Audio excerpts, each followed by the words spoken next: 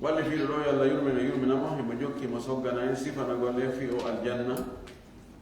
no maakujiniraɓe sallllahu alayhi wa sallam nemaji ko woni toon no ɗum fotiri no ɗum labira e ɓurondire kadi ko woni hakkunde naatuɓe ka aljanna ɓen no ɓurdi. hande oɗo hadis ko kanko watti wulure e 780 oɗo kadi fayen ko Abu Sa'id al-Khudri radiyallahu anhu woni ko fillimo o yitti e nelaɗo sallllahu alayhi wa sallam wonde nelaɗo maaki inna ahla aljannati tabiti wonde yimɓe aljanna ɓen allah waɗoyge maɓɓe la yatara'una hiɓe hayno tara'a ko yiwgol ka woɗɗi maɓe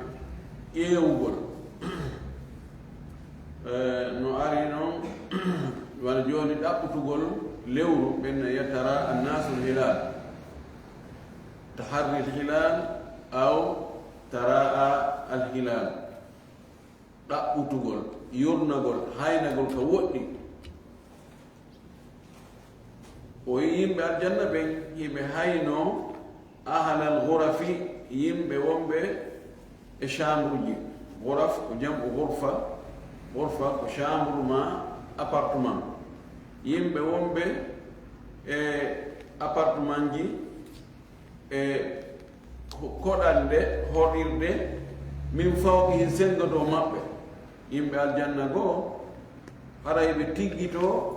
haynoyo woɓɓe goo e yimɓe aljanna ɓe sengo dow maɓɓe dow tiggitoɓe haynoɓe noɓe dow kama tatara awna o wi wono haynorton noon alkawkaba durriya nde hoodere jaawire ma hoodere jalbunde alghabira woɗɗitoyinde yahude ha muutoyi fil ufuqi ka jookuli ma ka jodduji ma ka woɗɗiti ɗon ufu kaka yiitere hattata haynaade ɗon ka wiyatno joni ka leydi ndin asama o jogodiri ɗon sa naari joni yani ka leydi ndin a yiitere ma nde hattata haynaade leydi ndin wiya noon a wiya leydi ndin asama o no jogodiri ɗum woni ufu lghabir koko muti koko feƴƴi aslan ɓennayi ghabara yani mada feƴƴino yahi ko yani ɗo ko fanda ɗo ko hoodere woɗɗitinde nde jalbi kono nde woɗɗiti ha tawa kada haynortande nde felsa o wi woɓɓe goo ko noon ɓe haynortaɓe ka aljanna hakke ko distance o woɗɗi hakkude maɓɓe tawa ɓen toon ko kala hamɓe yirata ɓe ɓen ɗon no dow ay wono nden o eɓɓini misal o wono nden hoodere jalbu nde ɓurde woɗɗitoyaade fil ufugi ka jodduji minal mashriqi immorde ka funnaage awil maghrib ma ka hirnaage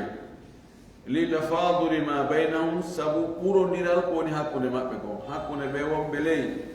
e ɓe wonɓe dow ɓe woni haynaade no wawi wono haynorten hoodere ni hoodere zawire wontinetenen ka funnaage ma ka hirnaage tawa ko ya hayno tun sooti hu pellete hakkude men ka leydi ka wonnen ɗo e koode ɗen ka woni toon no woɗɗodiri moƴƴi kilométrage ji million ji ɓuy ma guluji ɓuy no hakkude meɗen idan ko noon hakkude maɓɓe woni royta nde wonno golleji yimɓe ɓen no ɓurdi joddiji ɗi kadi no hande ɓurdude ko ɗum woni nunɗal ngal pellete yimɓe ɓe fotata wakkilare gollugol dewe ɗe moƴƴugol moƴƴa jikku newo wona muññotoɗo wona okkowo wona laɓɓinanɗo allah mo memata fa haqqe yimɓe ɓe ma hay si mema e kono ɗuɗata wakkilo dewe ɗe waɗa farillaji watta sunnaji e renagol ngol piiji haɗaɗi ɗin yimɓe ɓe fotata ɗum ye yimɓe no ɓurdi no wodi woɓɓe gofede ko walayɓe juulude woɓɓe ko waloɓe ɗanade woɓɓe tenen alkamisa fo haare no hoori woɓɓe tenen alkamisa fo no haari no ɓurdi sikke o ala joni noon si tawi golle ɗe ɓurdi joddi ndin foti wakkilinoɓe ha ɓen ɓe innayi moodi mena me yaali nafoore ko min wakkili haa ko ɗum si communiste ɓe ɓen ɓe yanno jogiiɓe ficrat linin wiyoɓe no fof ko socialiste fof no fota ɗe anndi ɓe furnangen ga e ɓe hirnange ɓen telen ka ani fi ngurdan social noon eɗa économie on yimɓe seeɗi ɓeɗo ƴetti capitalisme wonde ko heɓuɗa ko anjini wakkili ka heɓi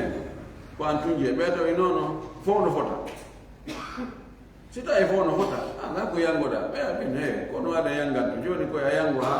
ko heɓuɗa kon sendane yimɓe ɓe foyne fof no fota en mi ala e wartade ɓeɗo ne ɓawi komin jeeyi kon komin to jeeyi enen ɓe wakkilo to nani e ha tawile ko ɗum ɗon woni tigi tigi o idan madama haray golle ɗen no ɓurdi joddi ɗin kadi ɓurday sikke o ala ko wona noon ɓaawa noon nelaɗo maaki ɗum ɗo sahaba ɓen qaaloɓe wi ya rasulallah ko henelaɗo allah tilka manazilul ambiya la yabluguha gayruhum ene ɗen ɗum ko place ji annaba ɓen hara goɗɗo go hewtaɗen ɗon ɗinɗon place ji so wona kamɓe gasa ɗum ɗon yani ɓen hayneteɓe toon tiggite hayne dow gasa ɓen ɗon waɗa ko annaba ɓen ka goɗɗo goo mo wona neɗɗo ni nana ni wawata hewtoyde ɗen ɓe tañ ɓe imagine ɗum ɓe landiti ɓe tawi ɓe landito si tawi andama ko ɗum noon ko ɓeru annabaɓe e nulaɓe ɗurtuɗo ala ko warta noon ala wuri hay ɓernde makko ƴawanta kono si tawi ko fof ko wakkiliɗo o a andi ɗon ɓenna ha enen mi kadi meto ɗum gasa wonno mi tawoye e maɓɓe ɓe alalaɗo jaabiɓe o maki bala aha kay no bala aha kay ma bala o woye walladi nafsi biyadihi mi wondiri o mo wonki an woni e jungo muɗum ɗum ko hombo allahu subhanahu wa taala ɗin ɗon pilasiji wonayɓe toon ɓen rijalum ko worɓe amanu billahi ɓe gomɗini allah wa saddaku lmursalina ɓe gongirnulaɓe na obligata ɓe wona annabaɓe ɓe ɗum ɗo suusini sahabaɓe laaɗo ɓe suusini e ngen fof mo ɓeyo wakkilo ko place ko wonɗo mérite o hen ɗo na wiide ko kaari mbi kaari en ma ko nulaɓe ma ko annabaɓe ma ko ɓe ko gomɗinɓe allah gongirnulaɓe ɓen mana ɗum ɗo on tigi jaɓanayi allah subahana wa taala kala ko allah yewtimo alka alquran piiji wirniri ɗin o gomɗina o hoolo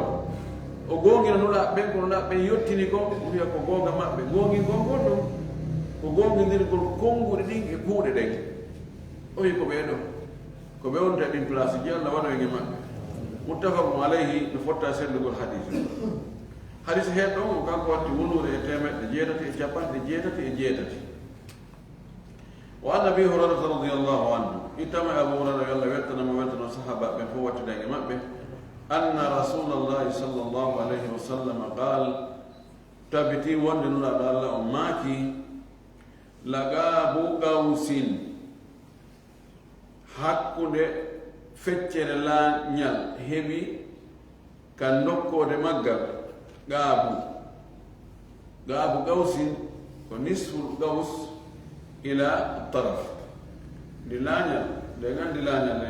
enen fof ka on tentiri janduɓe fuuta ɓe ko sawru turete ɓoggol haɓɓe ŋaɗa joni fi fampagol on tigi wat noon dagawal ngal ka hakkude ka wata on woni ɓoggol ngol pooɗa noon haalanna ngaɗude accita ɓoggol ngol ma kallangol ngol ma poorewol ngol bugo dagawal ngal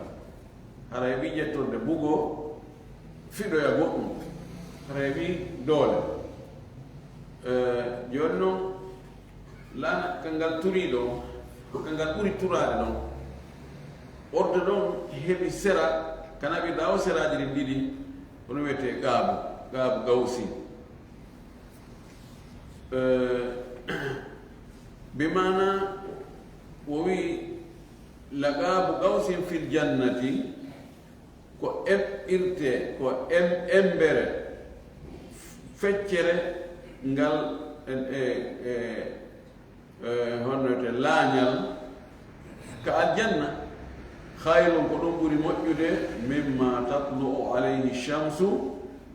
e ko edi ko naange ngen fuɗata e hoore muɗum ƴellito e hoore mum aw tagrubu ma ko naange mutata e hoore muɗum ɗo ko comparaison ko eɓɓidirgol hakkude aljanna on ko woni nder ɗon kon e nemaji e moƴƴereji e laamuji e tedduɗe e nemaji e ko woni aduna ɗo nemaji wonɗi aduna ɗo ɗi e moƴƴereji ɗi no ɗuuɗi koy kono ko si eɓɓidiraka e ko woni ka aljanna ko so eɓɓidirama kono e ko woni ka aljanna kon taway ɗum ɗo kadi no fandi ha feƴƴiti yoni tum fanɗugol mum ngol kañum lande luttata ko on tigi yo ar o duncitora e nder dumunne mum o yaha o acca goɗɗo kadi a lontomo o wi ko woni ka aljanna kon haysi ko ɓeru embere laañal feccere laañal ɗum ɗon no moƴƴi no ɓuri ko naange ngen fuɗata haa nge hewta ka hoore ko nge rewata e hoore mum kon ma ƴettude ka tumbi e hoore ɗo e nge mutude ko nge rewata e hoore mum kon pellati nge rewa e hoore ko ɗuuɗi e hoore étage ji buy e hoore banque ji buy e hoore usine ji buy e hoore gese buy e hoore moƴƴereji buy nemaji ka aduna ɗo kono ɓay ɗum ɗon ñande go hara landi on tigi mari ko ɗuuɗi wokka aduna ɗo ñande go tawa na kanko nde ɗuncitol ñande go tawa na kanko nde ɗuncitol ila ɓay ɗum ka aljanna mbir ko heɓuɗa o ko heɓuɗa ɗum ɗon ko haakoma ko lannata ɗon ɗon heɓidirtake oɗo hadis muttafaqu alayhi no fotta e sellugol makko hadis hen ɗon kanko watte wulure 789 wa an anna rasulallahi sallllahu alayhi wa sallam wonduno allah gaala maaki inna fi ljannati suugan tabitino ka aljanna ma ɗiɗi ma marché ma luumo yatuna ha hiɓe ara e ngol luumo ɗon kulla jum'atin yontere ɓe yontere juma o yontere ɓe yontere ɓe aray yimɓe aljanna ɓe yahay ka luumo ɗon ɓe fotta ɗon fatahubbu riyahu ashimali hendu iwroru telen ka nano ɗum ndu wifa ndu immo fatahsu fi wujuhihim ndu ara ndu wisa ka geese maɓɓe wa thiyabihim e ka coñci maɓɓe ɗo wisa on hondu ƴetta ndu wisa si ndu ari ndu wifi geese maɓɓe ɗen ndu wifi coñci maɓɓe ɗi fa yasdaduna husnan wa jamala ɓe ɓeydo ngari ɓe ɓeydo fotugol labe saban na hendu imminoru poussiére imminoru ndugguwi imminoru collari tawa ko on tigi koye ɗaɓɓu bavette waɗa ka kine muɗum ma ɗaɓɓa goɗɗum ko buumorata naatu ta ndugguwingi naatu ka gite makko ndu ara ndu wifa ɓe ndu ɓeyda réformude ɓe labe noon ɓe fota noon naawi dedey e ɗinɗo marché ko yimɓe wiyagol ɗo marché madina ma ɗo to ma tawya arta no lakka no tampiri e embouteillage no woopa côté dire ɗo e côté he na sifane marché de naade no marché kadi yahugol tongol nande ma ko promenade jindigol naawi ko joni so yahaali soɗon ɗo awa hara e maaro ko saku maaro ko landima ɗum ɗo e ɗum ɗo landi kono neɗɗo no yiɗi iwgol e nokku ka wonɗo yaha nokku ngo arde no yiɗi jindugo ɓayde no yiɗi jindugo yaha ndaara piiji araɗa ɗo man no Allah waɗi kadi ka aljanna toon marché ka yahete fottere o wi fa yarji'una ɓe yiltito ɓe arta ila ahalihim ka ɓeygure maɓɓe wa kad isdadu husnan wa jamala tawa ɓe ɓeydinoke ŋari e fotugol fa yaqulu lahum ahluhum yimɓe maɓɓe ɓe ɓeygure maɓɓe nde ginnaɓe wallahi lagad isdadtum husnan wa jamala wallahi on ɓeydoyke ŋari on ɓeydoyi fotude ɓen kaari awa hande nawa yon foti de fewndo ko yahdo e ka atɗon ɗo ka atɗon ɗo goɗɗon laɓe machallah e fa yaqulun ɓen yahu ɓe arti ɓe inna wa antum wallahi lagad isdadtum ba'dana husnan wa jamala wallahi onon men ɓe men accino gaaɓe e ɓaawamen wallahi on ɓeydike ŋari on ɓeydike fotugol onon kadi on ɓeydike ŋari men ŋari kimen accirno on hiki ɓeydi idan ko ni woni nemaji ɗin ka aljanna rawahu muslim ko filli hadis o ko imam muslim hadis heɗɗo mo kanko watti wulude 990 wa an sahli bni sa'adin السائلي طبعا رضي الله عنه من بني سائلة وجيه أن رسول الله صلى الله عليه وسلم قال تبتي ودلال الله وماكي إن أهل الجنة تبتي ودلال بالجنة لا يتراءونه بهين الغرفة شام جما كدل في الجنة كالجنة دو سنغما بتيجي دو بيا كما تتراءون الكوكب في السماء wano hayno ko godere den ka asama ni oɗo hadis o doga ko mana majji on ko goti hadis Abu Sa'id al-Khudri hadis Sa'ad ibn Sahal ibn Sa'ad Sa'idi muttafaq alayhi no fotta selugol hadis he don kan ko watti wulure temede jeeta e capande jeena e go'abo wa an fayitama kan ko Sahal ibn Sa'ad Sa'idi qala o wi shahidtu mi seedinoke mi tawanoma min annabi immode e nelan sallah sallam majlisan tolande mi tawanoma nelan sallah sallam no toolodi e sahabaɓe muɗum wasafa fihi ljannata e nden tolande ɗon nelan sallllahu alih w sallam sifi aljanna o o sifani yimɓe ɗon no aljanna ko ɓe ko andirte o ko wahay joni noon allah subahana taala no yeeti nenaɗo ko piiji wondi toon ɗi buy la noon no sifanade ɓe kamɓe sahabaɓe wonnol ke aljanna o sifi hattantaha ha o gayni qissa makko on sifanagol ɓe ko woni ke aljanna kon e nemaji e moƴƴereji e ɓuure e teddule thumma qala fi akhiri hadithihi o maakoye noon ka timmode maaku makko timmode yewtere makko o maaki fiha hey ka raɓɓiɗi ɗon en bref ka raɓɓiɗi ɗon fiha no ka aljanna ma la aynu ra'at ko yitere yi'aade ha hande wala udhunun sami'at nuru nanati sibaɗo no ha hande wala khatara ala qalbi basharin ɗum ɗon jolaali e miijo ɓandinke miijo neɗɗo summa gara o jangi oɗo aya tatajafa junubum anil madaji'i allah no sifo julɓe moƴƴuɓe ɓen wonde jemma ɓe immoto ɓe juula o wi walande maɓɓe ɗen walorde maɓɓe ɗe buutuji kamɓe waloto ɗon wonde buutuji ɗin anditata becce maɓɓe ɗen ani no woɗɗodira ha hakkude ka o waloto ɗon so immike juulugol neɓay ha si o waltoyo kadi ka danki makko o jokkino ha ka allah subahana taala wiwoyi fala ta'lamu annata nafsu wonki ma ukhfiya lahum ko ɓe suuɗana kon ɓe marana min qurrati ayunin immorde e ɓuuɓan gite jangina mo ɓaawo ko ɓuɓɓinta ɓernde neɗɗo kon ko allah marani ɗum neɗɗo wonkiki ñande dargal wonande naatuɓe aljanna ɓe yo allah waɗe maɓɓe naatoɓe aljanna ɓe ko allah mari toon ko wonki andataɗo ko tuma wonti yiyoyi o ko sifa o ko sifa hewtintake ko wiyete ko hunduko huɓata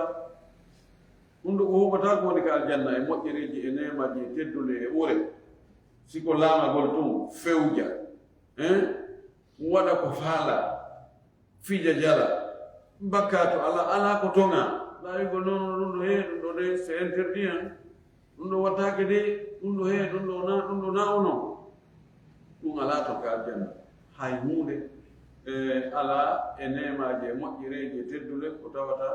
on tigi no alana sawu ko yon tigi nemñor ha ka o faala o yen tori Allah subhanahu wa ta'ala yo Allah waɗege yimɓe aljanna o hadis ɗo ko fillimo ko imam Bukhari en torki Allah subhanahu wa ta'ala yo Allah yaako bakkatuji men ɗi fof yo Allah jaɓagen tawi konɗeke wadde ko yo Allah en tawni en fuɗɗore ndu lewru yo Allah tawni kadi timmode mayru yo tawhara o jaɓanimo yaafike elege mawɓe meɗen e siɓɓe men e yimɓe meɗen wa akhiru da'wana an alhamdulillahi rabbil alamin wa sallallahu wa sallam wa baraka ala nabiyyihi